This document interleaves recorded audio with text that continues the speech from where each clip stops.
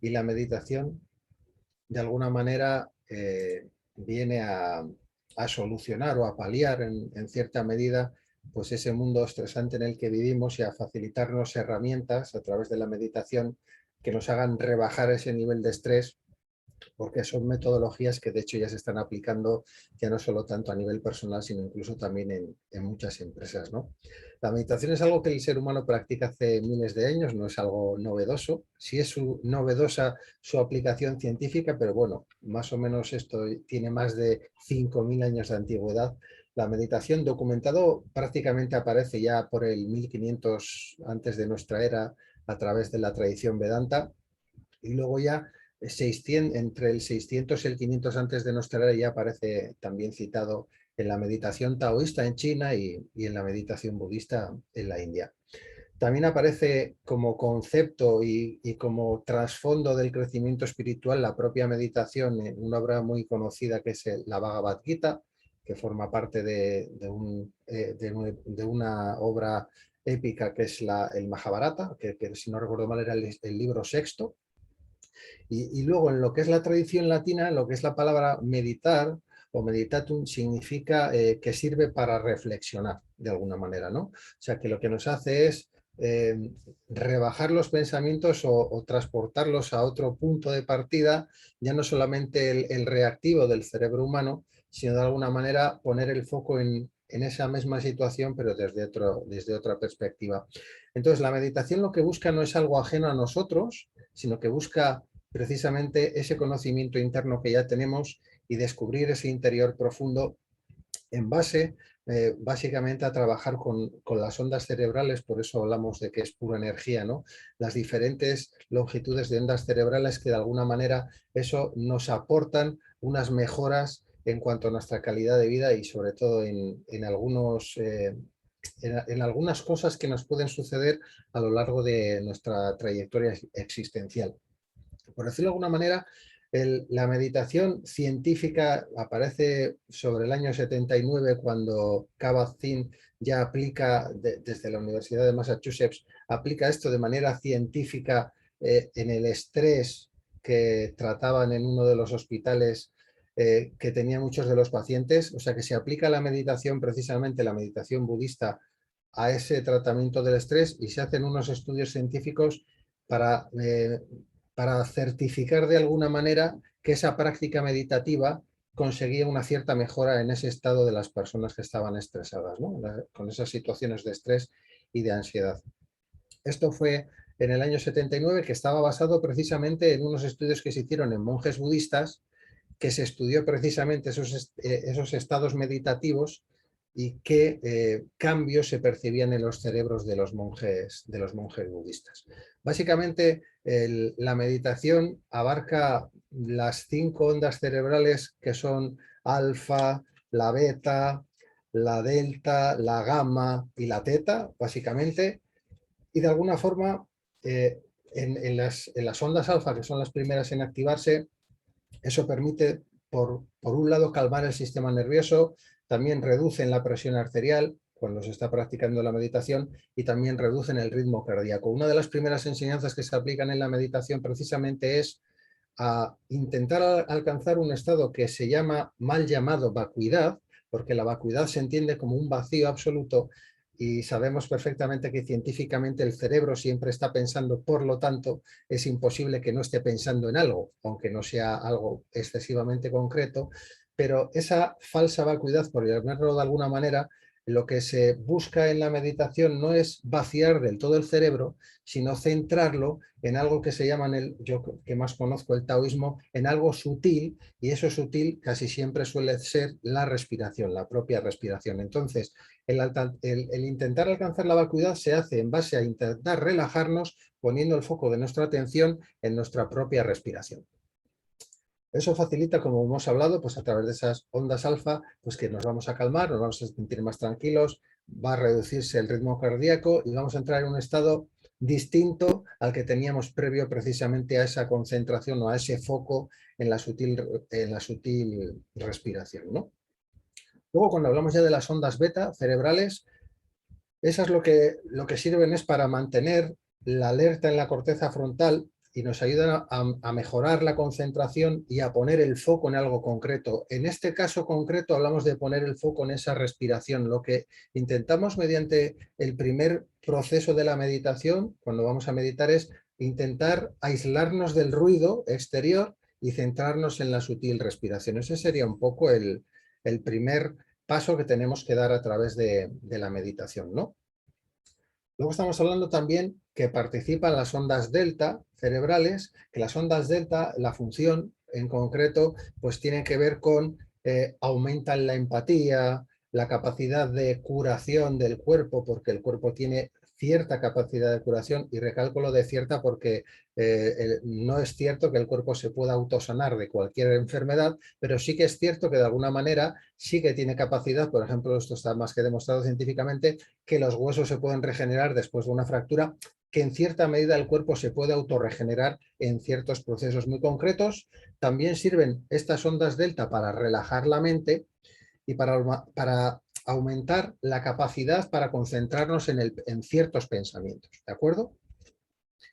Luego, aparte de eso, tendríamos las ondas gamma, que las ondas gamma lo que hacen es reducen, a través de ese proceso, reducen el miedo, también reducen la ansiedad y aceleran de alguna forma el proceso de aprendizaje que tiene ya innato el cerebro humano.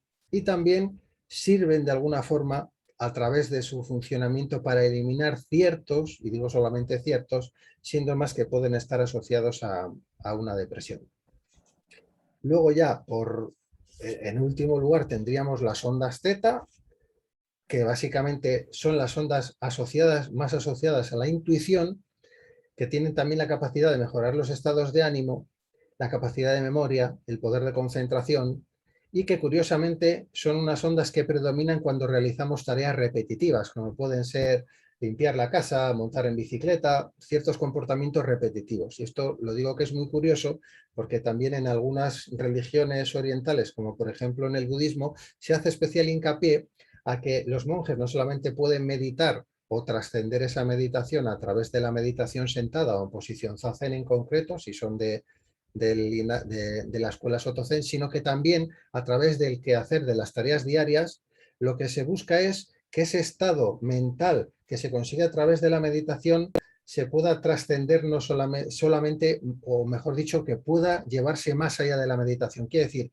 que en otros momentos de nuestra vida diaria en los que no estemos inmersos en una meditación profunda, también podamos acceder a ese estado mental, por llamarlo de una forma clara, como más sereno, ¿no? O sea, lo que busca la meditación precisamente es armonizar el comportamiento, nuestro comportamiento cerebral, nuestro tratamiento cerebral, armonizar nuestra relación interpersonal con el resto de personas y otra cosa interesante que es el autoconocimiento, conocer nuestro cuerpo, las sensaciones que nos provoca nuestro cuerpo, nuestras reacciones emocionales y de alguna manera aprender, según por ejemplo la filosofía budista, a distinguir y a percibir lo que es el dukkha, lo que es el sufrimiento, cómo nos afecta el sufrimiento, perdón, y de otra forma también cómo podemos controlar lo que nos supone ese sufrimiento, ¿no? O sea, extraer el aprendizaje, llamémoslo así, de las situaciones negativas. La práctica meditativa es una práctica que se debe realizar, yo siempre digo lo mismo, no en una especie como de parque de atracciones en las que alguien nos pone una voz en off, nos pone una música pues con unas ondas determinadas, sino que eso está muy bien para aprender a meditar, pero posteriormente la meditación tiene que ser mucho más interior, tiene que ser mucho más silenciosa y mucho más, llamémoslo así, privada, ¿no? O sea, está muy bien aprender en un grupo, está muy bien que alguien nos oriente a cómo tenemos que modular la respiración, a cómo tenemos que acceder a cierto nivel de concentración, pero posteriormente lo ideal o lo idóneo es que la meditación sea algo íntimo. Y recalco esto porque ahora está como muy de moda estas meditaciones en parque, en grupo, con música de fondo, con una voz muy bonita en off, y eso aleja realmente el foco de lo que realmente necesita la meditación. La meditación no necesita distracciones, porque hablábamos antes de esa pseudo vacuidad, porque nunca es una vacuidad perfecta, sino que lo que busca es una vacuidad. Y claro, si tenemos la distracción de una voz en off, de una música, etcétera, etcétera, pues es más difícil alcanzar ese nivel de concentración para acceder a esa meditación que nos va a facilitar precisamente esos cambios químicos cerebrales que a su vez nos van a aportar unos beneficios, ¿no? Entonces la meditación, aunque sí se puede aprender en grupo, lógicamente lo ideal es que después busquemos un entorno adecuado para practicarla, que sea un entorno íntimo, porque al final la meditación, además de ser un proceso químico y un proceso físico que realizamos, también tiene una parte espiritual para el que crea en el espíritu, ¿no?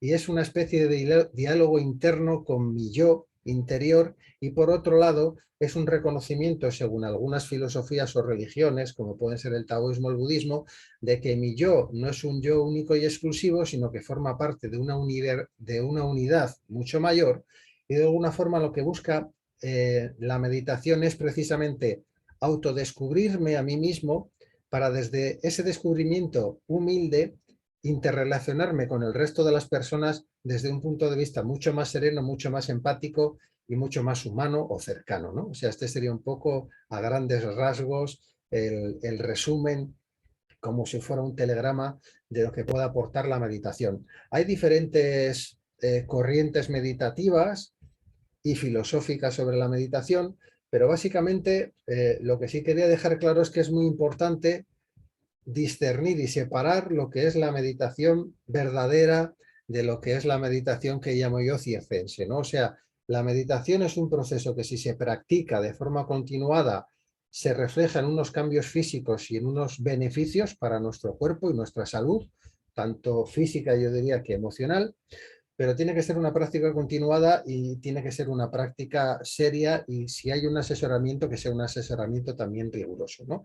Hay diferentes escuelas, como bien decía, pues los yogis hacen meditación, los budistas hacen meditación. Dentro del budismo hay diferentes escuelas, está la Mahayana, está la Theravada como corrientes, y dentro de esas corrientes todavía hay subescuelas. Y luego también pues están en taoísmo, y dentro del taoísmo existen diferentes linajes que aplican diferentes criterios a la hora de meditar. Pero básicamente la meditación es un proceso que nos permite aislarnos del ruido de la vida ordinaria, poner el foco en nuestro propio yo, en nuestro cuerpo, reducir los niveles de estrés y de ansiedad, porque no es algo que diga yo, sino que ya hay estudios científicos que avalan esto, y que de alguna manera nos permite unos beneficios de salud y a nivel emocional que no conseguimos con otras prácticas, o sobre todo no conseguimos si no practicamos la meditación, ¿no?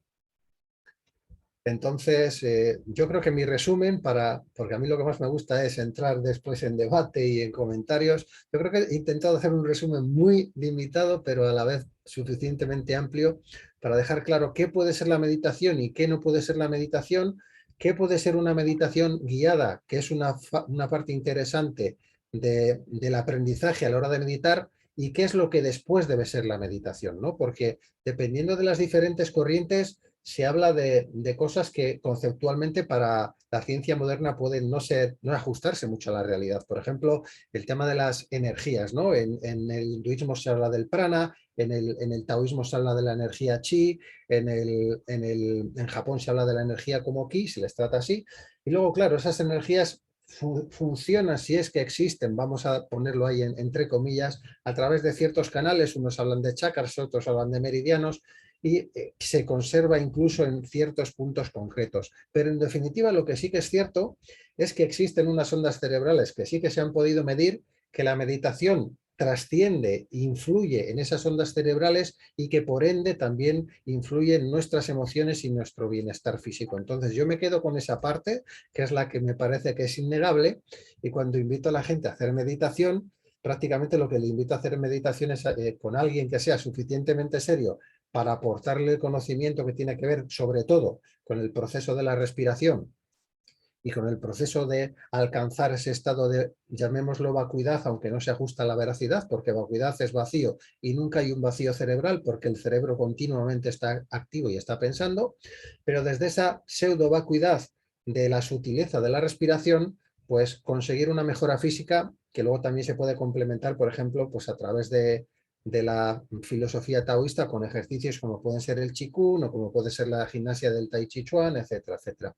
Pero básicamente mi resumen, yo creo, no sé si me ha ajustado al tiempo, creo que sí, sería que la meditación existe, que está científicamente probada en grandes de sus apartados para ciertos casos concretos, o lógicamente no para todo, la meditación no sirve para todo, lo recalco, la meditación no es la panacea, no cura el cáncer, no hace nada de esto, pero sí que sirve para modificar estados de ánimo, para aliviar cierto tipo de dolencias cuando no son dolencias graves, y al igual que sucede, por ejemplo, con la acupuntura, pues está demostrado que alivia el dolor, pero lógicamente no cura la alopecia, ni la diabetes, ni el cáncer, ¿no? O sea, ciñéndonos a lo que es científico, la meditación implementada en la vida ordinaria de una persona, y digo esto ¿por qué? Porque la sociedad moderna precisamente está, las empresas están aludiendo a la meditación a través de lo que Kabat-Zinn implementó como atención plena y se mal llamó después como el mindfulness.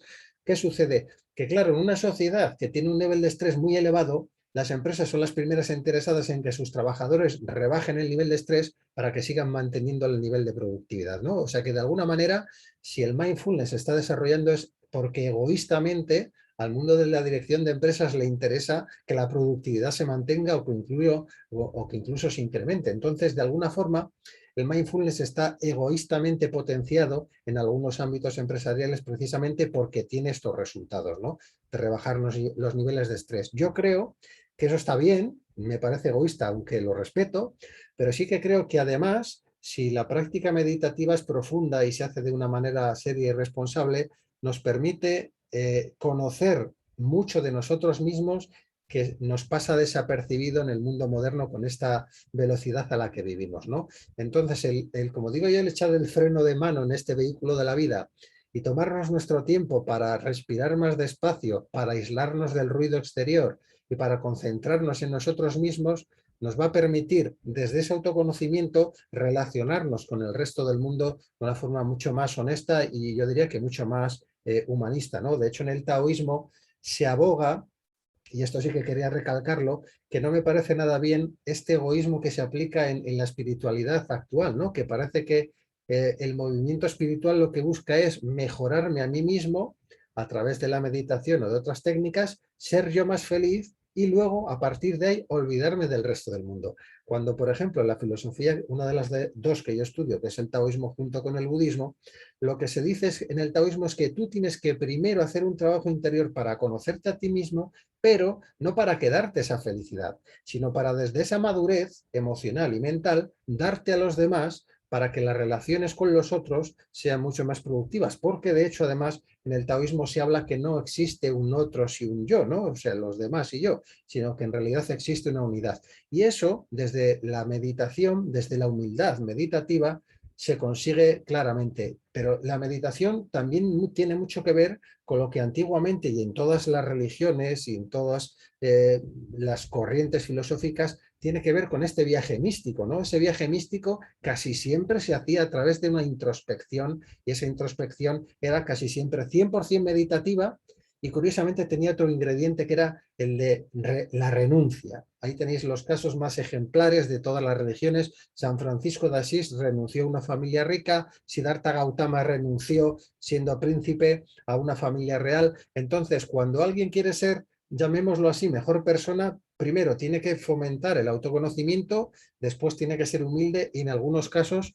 incluso tiene que renunciar a algo, ¿no? Básicamente. Ese sería un poco mi resumen para iniciar el debate y ahora ya pues estoy abierto a comentarios, consultas o cualquier otra cosa que os apetezca.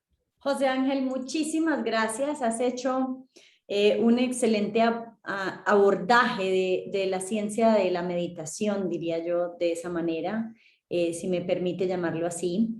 Y bueno, tenemos por aquí la manito levantada de Edith Morales, de Laura Berrío, y en el chat tenemos a Iván Darío, que nos hizo una pregunta por el chat, José Ángel. Voy a leer la pregunta del chat, luego vamos con Edith y luego vamos con Laura y luego con Cristian, que también acaba de levantar su manito.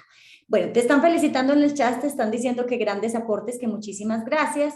Y José Ángel, por acá nos está preguntando Iván Darío, ¿cómo identifico en qué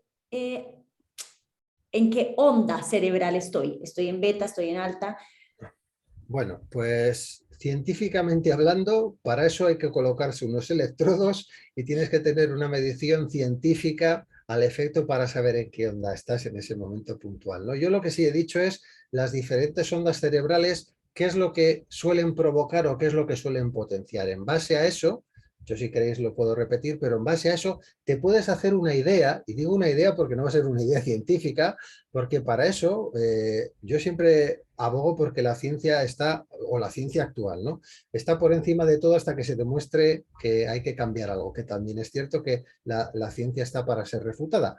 Pero yo creo que ya no es tan importante en qué nivel de onda estoy, sino que, como he dicho antes, la meditación tiene un proceso, ¿no? Tiene unas partes y las partes hay que abordarlas en un orden concreto. Quiere decir, tú no puedes entrar en una meditación profunda en el minuto 1, sino que lo primero que tienes que hacer es iniciar a desconectarte de ese ruido, que sería el primer paso de una meditación, aislarte, que cuando estamos hablando de aislarnos tiene que ver con las ondas alfa, que son las principales, las más utilizadas.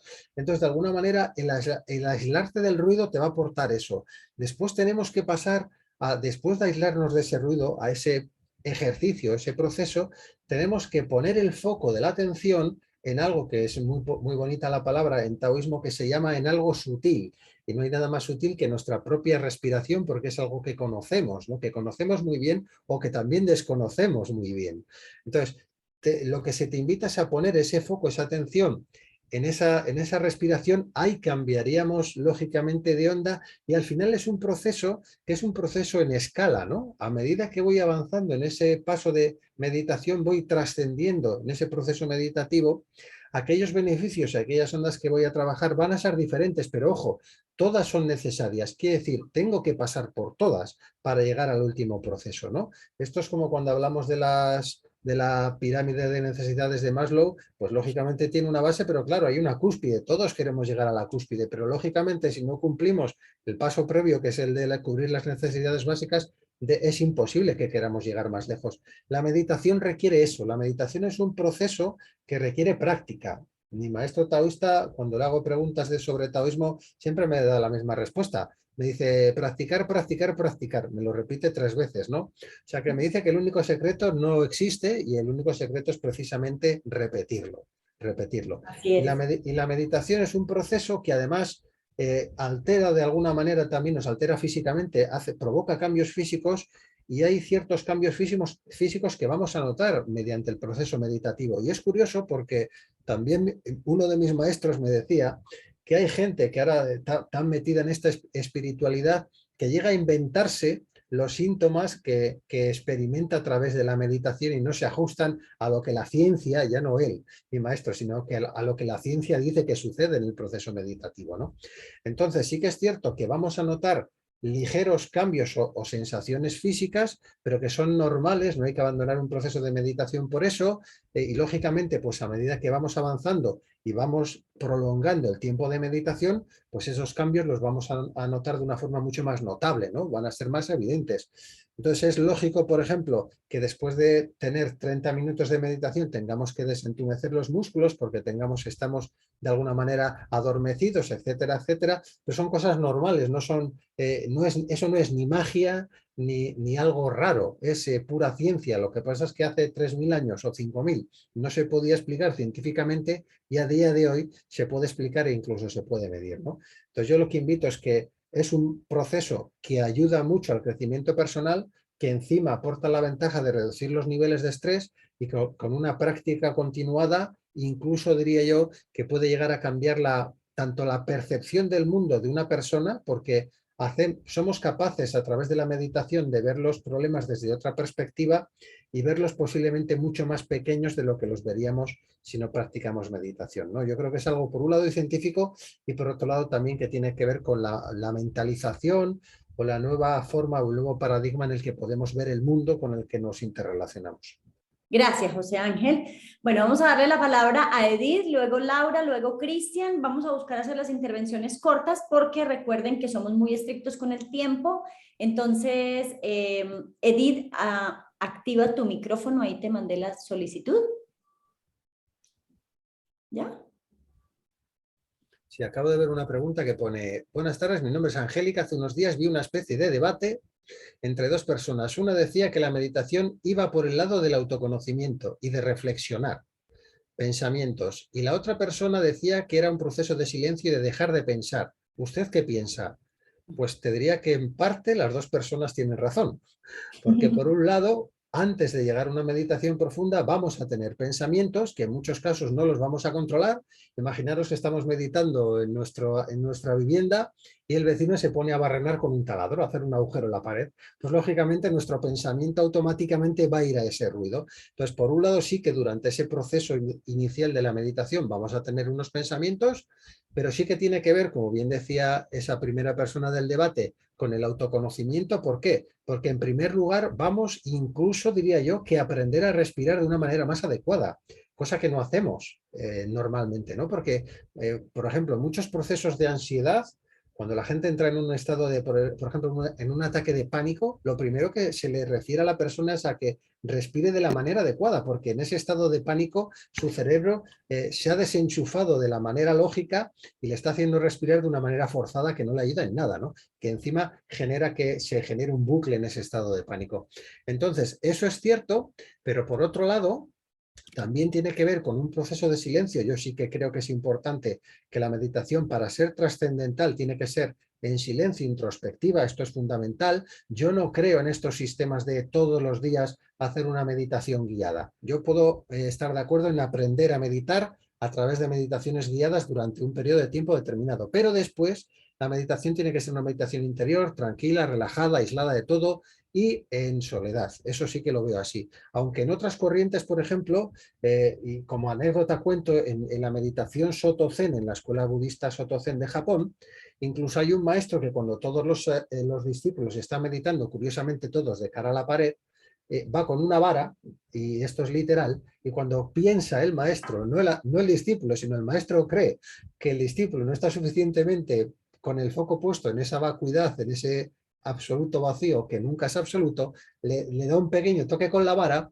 para que de alguna manera se vuelva a reconcentrar y vuelva a llegar a ese estado trascendental de meditación, ¿no? Entonces yo creo que tiene que ver con el silencio, que es algo interior, y que no tiene que ver con dejar de pensar, sino que tiene que ver con poner el foco de nuestra mente en la sutileza de la respiración, no en dejar de pensar. Y digo esto porque el cerebro funciona de manera automática. De hecho, el 99% de las decisiones que tomamos diariamente no son libres, sino que están articuladas por el cerebro en modo automático, y en realidad lo que el libre albedrío por el que lucha el hombre, pues prácticamente es un ridículo 1% de las decisiones diarias que tomamos, ¿no? Entonces hay que intentarse ajustar a lo que es real, y lo que es real es que necesitamos aislarnos del ruido, pero que también tenemos que poner el foco en algo que es un pensamiento, que es el pensamiento sobre nuestra propia respiración. La vacuidad absoluta, desde el punto de vista científico, no existe, aunque es un bonito término, y en las filosofías orientales, lógicamente, pues se aboga porque todo sea vacuidad. Pero realmente, creedme que los monjes siempre tienen algo en la cabeza, sea lo que sea, la respiración, las tareas, el trabajo, la vara del maestro, pero siempre hay algo que nos retuerce ese cerebro y que nos aísla precisamente de lo hermoso y de lo trascendental, e incluso lo que nos aporta beneficios físicos y emocionales, que es la meditación. La meditación tiene muchos distractores, por eso hablaba antes de la práctica, ¿no? Porque requiere de ser constante para conseguir que nuestra mente permanezca unida a la sutileza de la respiración y aislada del resto de condicionantes de la lista de la compra, de los hijos, de cualquier otra cuestión. Así es, José Ángel, muchas gracias. Bueno, Edith, ahora sí, abre tu micro, ya tienes abierto el micrófono, tienes la palabra. Ok, buenas tardes a todos. José Ángel, muchísimas gracias por la información que nos has suministrado en horas de la tarde. Me llama poderosamente la atención que muchos de los libros hablan de 4 tipos de ondas, y tú hablas de una onda que es la gamma, que siempre he tenido mucha curiosidad en conocer un poco más acerca de ella, porque hay autores de que hablan que la persona que logra alcanzar ese nivel gamma es capaz de inventar, de traer cosas nuevas, como un rayo de luz en la mente, y vienen ideas extraordinarias de invención. Yo no sé qué hay, qué hay De cierto en todo eso, en ¿no? eso. Bueno, mira, yo que estudio taoísmo, en el taoísmo se practicaba la alquimia interna, que tiene que ver con la respiración y la meditación, y la alquimia externa también, que tenía que ver en aquella época, hace ya 2500 años, con la fabricación de elixires de la inmortalidad, en los que se incluían como ingredientes el mercurio y por los que murieron envenenados varios reyes y emperadores chinos, ¿no?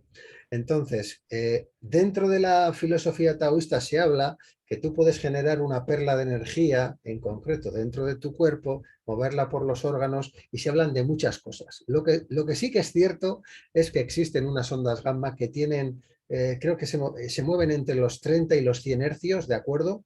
Y que Sí, concretamente lo que provocan es reducir esa sensación de miedo, que el miedo es uno de los principales condicionantes humanos, y esto ya nos tiene que ayudar a pensar que son unas ondas positivas precisamente porque nos aíslan de aquello que en muchas ocasiones nos impide tomar decisiones acertadas, los que nos echa el freno cuando puede que tengamos que tomar una decisión, ¿no? ¿Qué es el miedo? A ver, tenemos que pensar también que el cerebro humano está preparado para vivir una vida en la que existían muchísimos peligros y el miedo era una necesidad prioritaria y básica para salvar o permanecer con vida o salvarse de esos peligros, ¿no? Pero claro, estamos en el siglo XXI en el que muchos de esos peligros han desaparecido y nuestro cerebro intenta permanecer fiel a la creencia antigua de lo que le funcionaba antiguamente en esas situaciones y lo intenta aplicar a las situaciones modernas. Quiere decir, que nos condiciona con un miedo absurdo a situaciones que no tienen por qué estar sujetas a ese miedo, ¿de acuerdo? Entonces, por decirlo de una forma clara, el funcionamiento cerebral en relación con las situaciones cotidianas del hombre moderno, podríamos denominar lo que en cierta medida su funcionamiento está obsoleto. Es como si su hardware bueno, más que su hardware, incluso su software, estuviera condicionado por algo que ya no existe. Entonces, si las ondas gamma encima estamos hablando que concretamente reducen el miedo, nos van a permitir acceder o acercarnos mucho más a lo que el hombre siempre ha aspirado a través de la filosofía y del pensamiento, que es el libre albedrío, el decidir sin un condicionante externo. Por otro lado, también las ondas gamma está demostrado científicamente que aceleran los procesos de aprendizaje. Esto quiere decir que si realmente hay unas ondas en las que vemos que nuestro cerebro es capaz, porque el cerebro tiene una neuroplasticidad mágica, quiere decir, es capaz de adaptarse y de reinventarse. Si sabemos que hay algo que nos ayuda a reinventar el cerebro y ajustarlo mucho más a la situación real del mundo moderno, pues yo creo que es más que interesante profundizar precisamente en esas ondas, ¿no? Y luego también esas ondas, también está estudiado que eliminan, y digo eliminan, ciertos de los síntomas que están asociados a la depresión, porque la depresión de alguna manera tiene que ver con muchos miedos, con muchas fobias. Entonces, de alguna forma, sí que beneficia muchas de las, o alivia los síntomas de muchas de las enfermedades del mundo moderno, ¿no? Entonces yo creo que, a ver, lo que está clarísimo primero, que es el cerebro es el órgano humano que está menos, bueno, que se ha profundizado menos en su estudio, o mejor dicho, que es más complejo su estudio precisamente por su composición, ¿no? Entonces nos va a llevar muchísimos más años distinguir ciertas particularidades de cómo funciona el cerebro comparado, por ejemplo, con el funcionamiento del corazón o del hígado. Pero sí que es cierto que lo que tenemos que hacer desde la ciencia, yo creo, o desde la divulgación, es abrazar todo aquello que ya se conoce, que encima sabemos que es beneficioso, y de alguna manera alejarnos totalmente de aquello que no se haya demostrado por el método científico, porque claro, el papel lo soporta todo.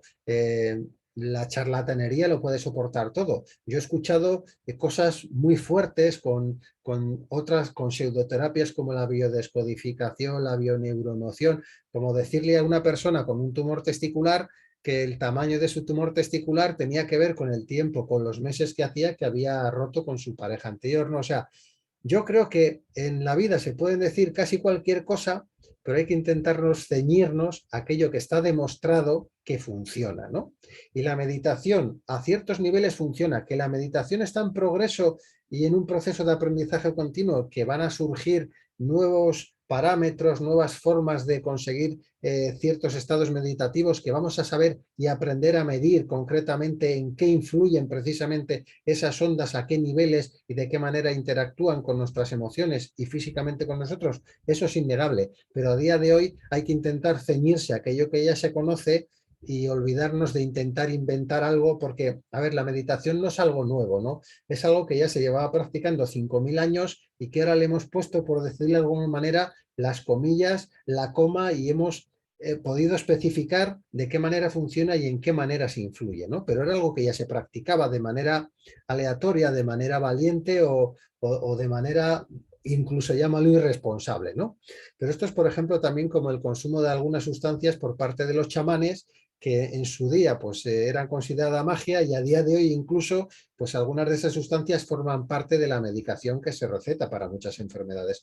Entonces creo que hay que saber disgregar y discernir lo que puede ser un mito de lo que es la realidad científica. Y la realidad científica, yo no soy neurólogo, lógicamente, pero he intentado ceñirme a los datos que están comprobados a través de estudios científicos y no a comentarios que tengan que ver con una corriente filosófica u otra. Incluso he hablado prácticamente en contra de algunos de mis estudios. Yo estudio taoísmo y en el taoísmo se estudian los elixires de la inmortalidad, pero claro, ahora se estudian a nivel anecdótico. A nadie se le ocurre en su sano juicio en el siglo XXI como taoísta fabricar un brebaje con mercurio y tomárselo, ¿no? Pensando que eso le va a llevar a la inmortalidad. De hecho, en el taoísmo fueron inteligentes y cambiaron el concepto de inmortalidad cuando hubo bastantes muertos por el de longevidad, y ese sí que supieron mantenerlo a través del Tai Chi Chuan, del Qigong, porque científicamente sí que se demostró que aquello alargaba la vida y lo otro pues no te convertía en inmortal. Entonces creo que es importante ceñir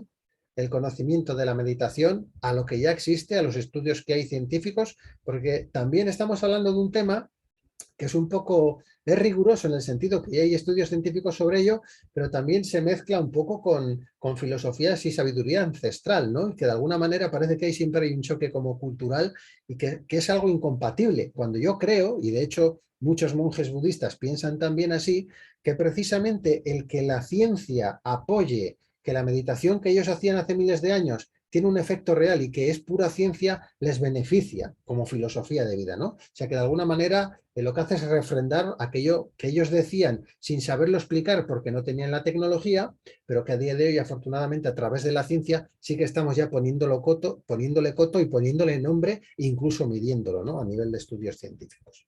Gracias. Sí. Gracias, muy, muy interesante tus reflexiones y la forma en la que nos explicas, bueno, ese concepto de la meditación y acercas la meditación desde lo científico, ¿no? Edith, creo que tu respuesta ha quedado suficientemente clara. Muy bien, estamos a 5 minuticos de cerrar, somos muy estrictos con el tiempo, empezamos muy en punto, terminamos muy en punto y esa ha sido una gran característica de los viernes de neurociencias. Bueno, respetando el tiempo de todos, falta la intervención de Laura y de Cristian. Les voy a pedir el favor de que seamos lo más cortos y concisos posibles y a José Ángel también en sus respuestas para que cumplamos con los horarios. Muchas gracias. Laurita, te voy a abrir y solicitar para que abras tu micrófono. Ahí ya, lista. Excelente. Muchísimas gracias por tan linda exposición acerca de la meditación, José Ángel, la forma más precisa, directa, sin todo este marketing tremendo a la que el hombre siempre tiende a exceder sus límites. Si no es en el misticismo y se pierde uno en ello, la ciencia cierra. Pero esto está muy práctico y esa practicidad me quedo con la palabra proceso. El proceso es una construcción dentro de uno, trascendental. Es que es imperativo hoy en día desarrollar la espiritualidad y la trascendencia y el buen vivir humano. El buen vivir humano está conectado con buenos hábitos y el despertar de una conciencia de que si hay una herramienta tan magnífica que contribuye a nuestra vida, es prioritario divulgarlo así de simple, con un sustento científico ya reconocido y con estas experiencias ya hechas de vida. Yo en mis procesos de psicoterapia lo primero que yo hago es enseñar a meditar de esta manera tan simple en la respiración. Resultados óptimos y maravillosos e incluso para procesos en niños con déficit de atención y concentración. procesos sí de depresión, obviamente, porque se logra una homeostasis indirecta a través de este ejercicio, y el estrés, la ansiedad, que donde nosotros tenemos una hiperventilación, conectar con nuestra respiración regula y nos hace sentir vivos, y es una mirada interna. Los beneficios son grandísimos y todo lo has explicado de una manera sencilla y práctica. Muchísimas gracias.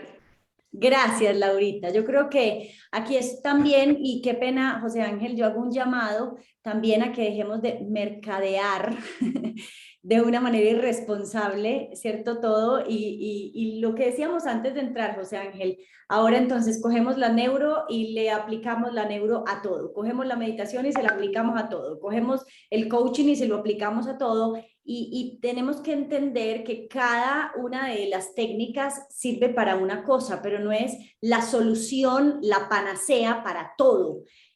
Yo tuve una gran discusión cuando estuve formándome hace muchos años en programación neurolingüística, porque me decía, la que me estaba formando me decía que podía sanar cualquier cosa en el ser humano a punta de la técnica del chas, y yo le decía, no, eso es irresponsable. Porque soy psicóloga, soy formada como psicóloga, ¿cómo me vas a decir que en un curso de 6 meses en programación neurolingüística, entonces mi carrera se vino al traste? Entonces, es como ese llamado también a responsabilizarnos, a ser honestos, y a utilizar la información de la manera adecuada. Gracias, Laura, por eso que estás diciendo, y a José Ángel por esa capacidad que has tenido para explicar, como decía Laura ahorita, entre lo uno y lo otro, y centrarnos en el concepto de la meditación. Voy a darle la palabra a Cristian. Un segundo, que quería comentar algo solo sobre lo que ha dicho Laura. Si queremos construir personas, que es un concepto más que necesario, la construcción siempre tiene que venir desde el interior. Nos estamos poniendo el foco en educar personas. Educar personas es algo externo, conocimientos, y en el taoísmo se habla de la virtud, de las virtudes.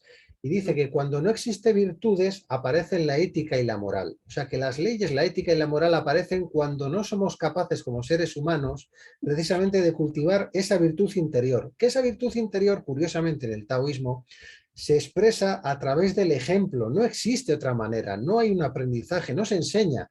Se practica con el ejemplo. Quiere decir, para que alguien aprenda algo, lo que se hace es, yo soy el ejemplo de lo que digo, si lo que yo hago te resuena, te resulta práctico o es veraz, entonces puedes darlo por veraz. De hecho, incluso yo recuerdo que dentro del pensamiento crítico, Siddhartha Gautama, el propio Buda, decía en algunos de sus sutras a sus discípulos que lo que ellos consideraban que era la verdad del propio Buda, si después se demostraba que su verdad estaba equivocada o que había una nueva verdad que se ajustaba mucho más a lo que era cierto, que sus discípulos abandonaran su idea de verdad, la del propio Buda, y abrazasen la otra, ¿no? ¿Qué mayor prueba de humildad que esa, cuando en muchas religiones se habla del dogma y en otras se habla del pensamiento crítico? Entonces es muy importante construir personas, y la meditación ayuda a ponernos en contacto con nosotros mismos, que somos los grandes olvidados, y creo que eso ayudaría, si se practicara desde pequeños en los colegios, a que a la sociedad pues fuese un poquito más cómoda y más alegre para todos. Totalmente de acuerdo contigo, José Ángel. Recojo esas palabras.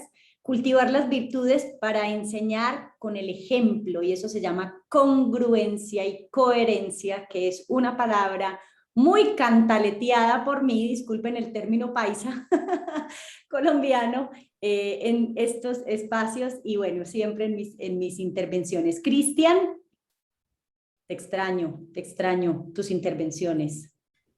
Gracias, Meraima. Muchas gracias, José Ángel. Una exposición amplia y abierta sobre la meditación, dejando a un lado las creencias, invitando, digamos, a la verificación desde la propia experimentación. Bien, sin tomar brebajes de ningún tipo en esta época, ¿no?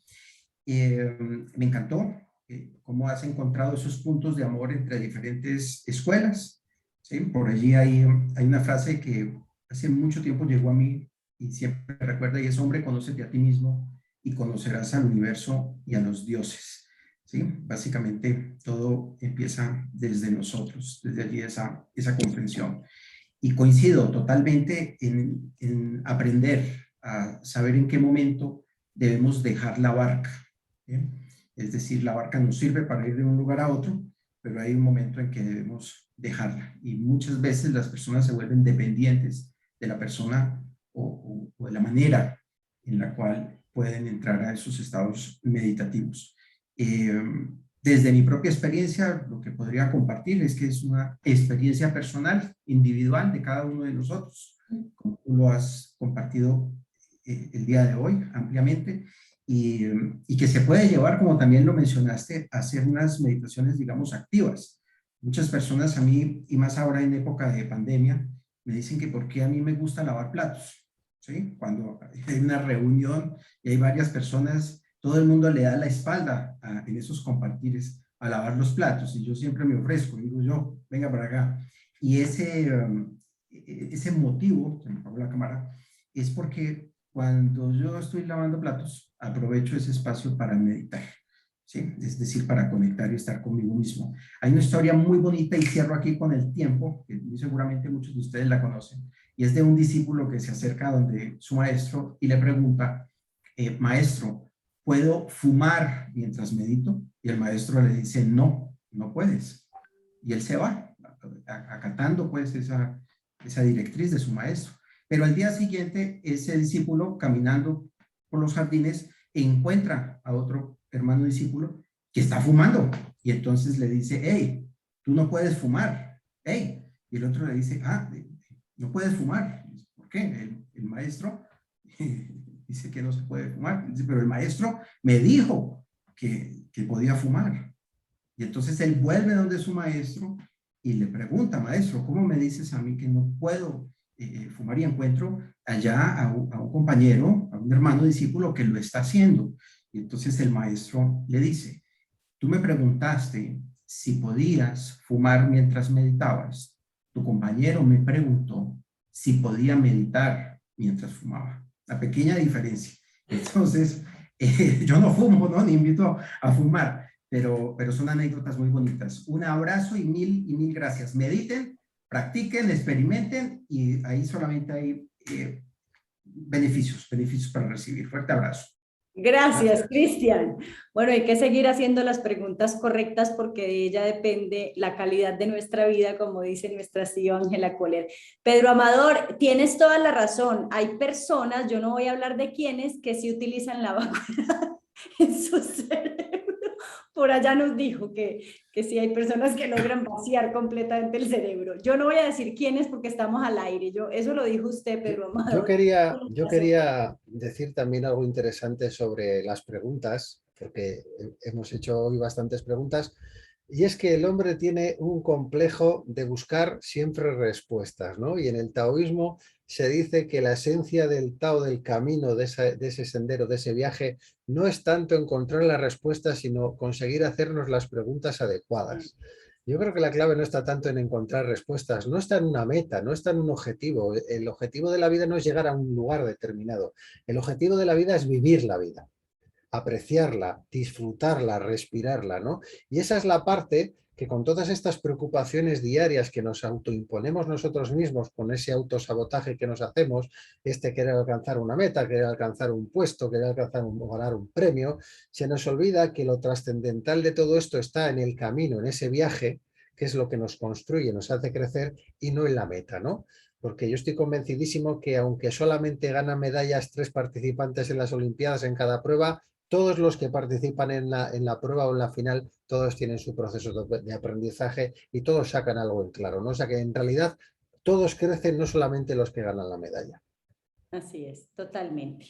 Bueno, José Ángel, un gusto, un placer tenerte con nosotros. Gracias infinitas por tu sabiduría, por tu conocimiento, por acercarnos al taoísmo y al budismo de una manera diferente, amena. Yo no sé cuántas veces me he visto 7 años en el Tíbet, amo el budismo, he caminado un poquito ahí, no soy experta, me declaro estudiante, me gusta muchísimo y admiro muchísimo las enseñanzas de Gautama Buda y de todas sus filosofías.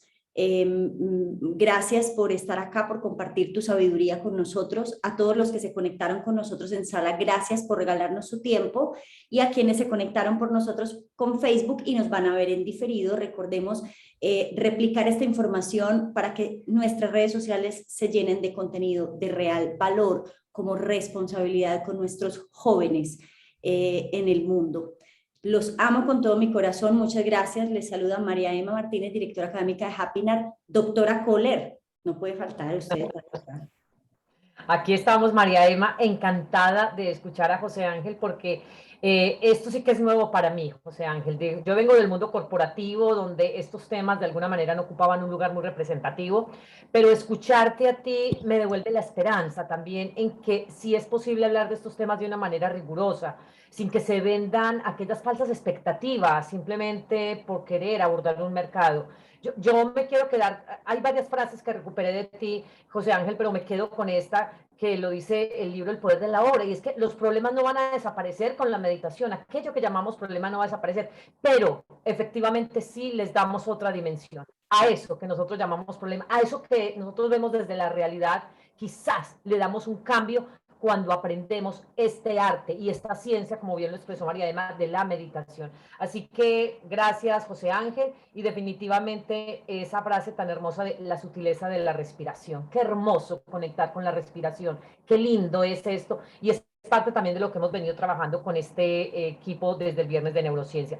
José Ángel, por acá nos están preguntando por tus redes sociales, dónde te encontramos y también tu libro. El libro. Cuéntanos. El Sí, libro. ¿dónde te encontramos? Porque queremos seguir en contacto contigo, quedamos súper entusiasmados.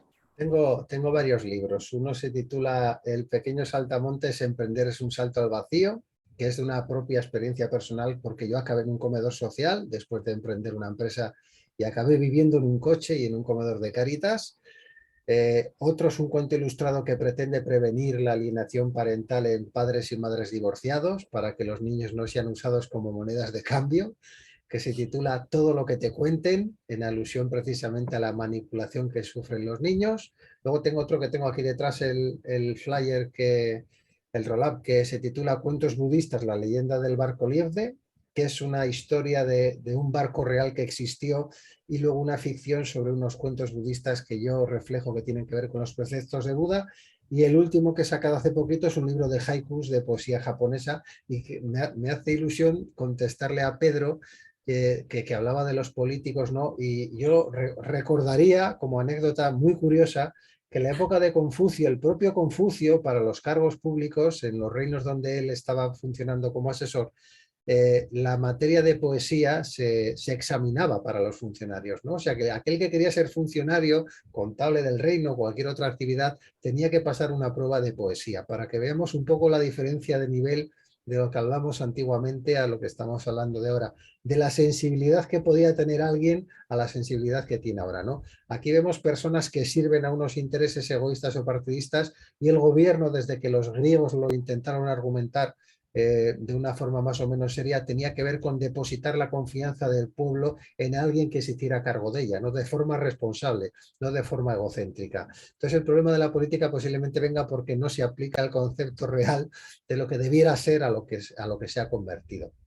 Y dicho esto, pues me podéis googlear, José Ángel García López, me podéis buscar en YouTube, tengo un montón de vídeos por ahí, de poesía chan, de meditación, de taoísmo, de temas empresariales también que he tocado. Y ahora lo que estoy haciendo, ahora hablábamos antes de México en privado, he estado trabajando mucho con el IMEF universitario, con los futuros gerentes de empresas mexicanas, intentando implementar esa parte filosófica china del respeto por los demás, de la ética en los negocios, a los futuros gerentes, para que no solamente estudien técnica, ¿no? Que no solamente sea una carrera pragmática, la administración de empresas o la contaduría pública, sino que tenga una parte ética importante, porque les enseñan a manejar datos, pero posiblemente les enseñan muy poco a manejar emociones y todavía menos a manejar las relaciones interpersonales. Entonces, estoy poniendo el foco en trasladar la filosofía clásica china al management moderno, básicamente. Muy necesario, y por acá bienvenido, que vas a ser mi vecino ahora que vas a vivir acá en México, así que seguiremos en contacto, José Ángel, y nos encantará que sigas siendo parte también de esta comunidad de expertos que nos reunimos porque entendemos que es necesario darle un soporte científico y riguroso a estos temas que para algunas personas simplemente son algo mercadológico.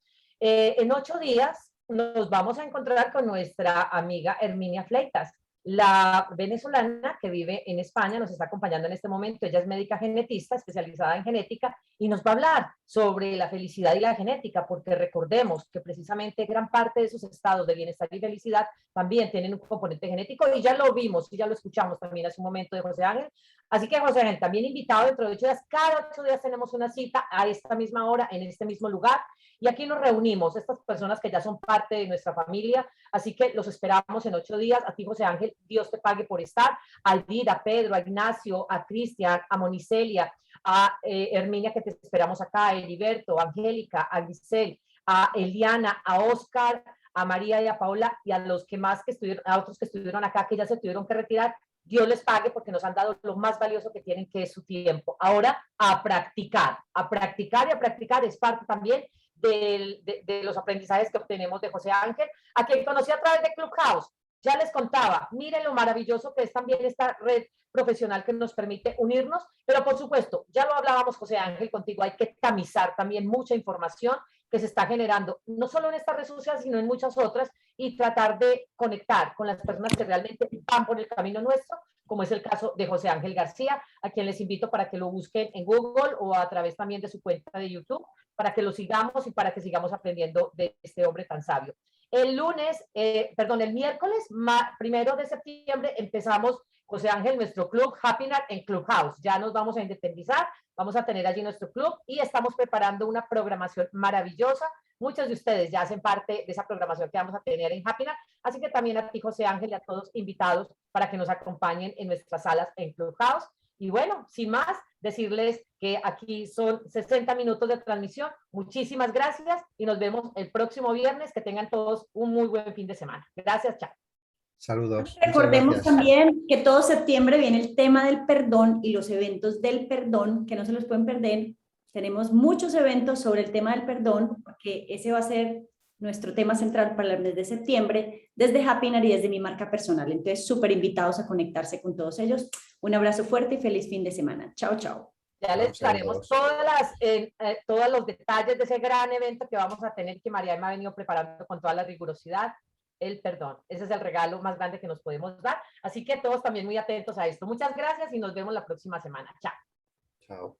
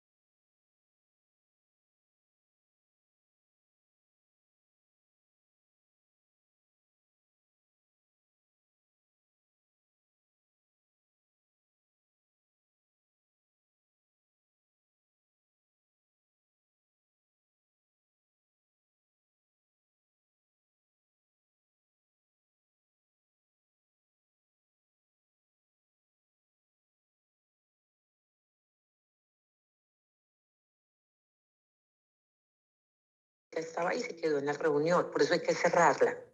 Amiga, hay que cerrar la sala. Y como yo no era la que estaba grabando,